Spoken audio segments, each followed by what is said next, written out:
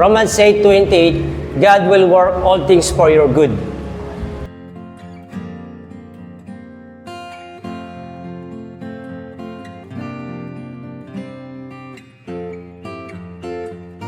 Bilang isang tatay, mahalaga para sa akin na maibigay ko ang kanilang pangangailangan sa pang-araw-araw dahil ito yung responsibilidad ko bilang isang tatay.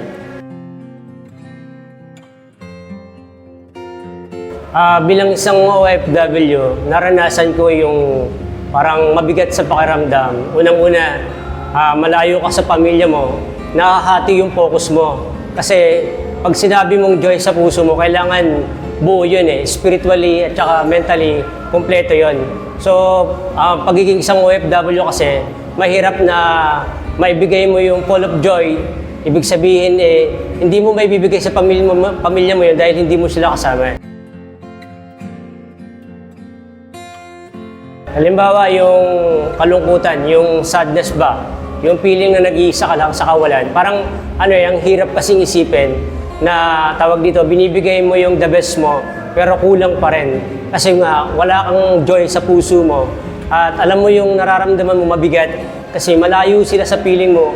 Although na ibibigay mo yung mga bagay, yung sahod, o anong bagay para sa pamilya mo, pero yung makapiling at mayakap mo yung mga anak mo, yun yung pinakamasayang bahagi ng buhay bilang isang ama.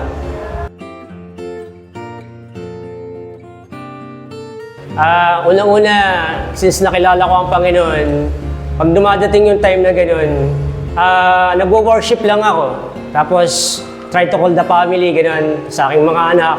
Ayan, para tawag dito, yung sadness na naramdaman ko is mawala man lang. Pero alam ko naman na literal na may oras kasi yung ganung bagay. Pero alam ko, naniniwala ako na pag mayroon kang Kristo sa puso mo, yung joy nandun na yun So siya na po yung nag-a-add ng peace of mind mo.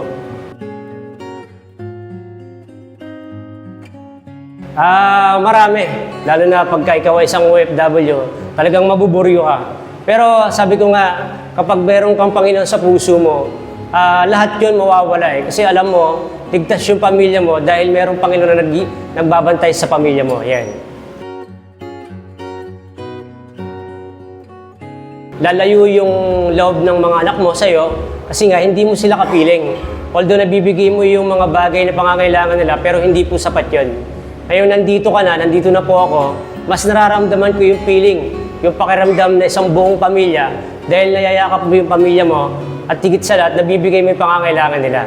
At ganoon din po, pagdating naman po sa spiritual na, matter, mas maganda po na sama-sama po kayo na dudulog po sa simbahan na buo ang pamilya.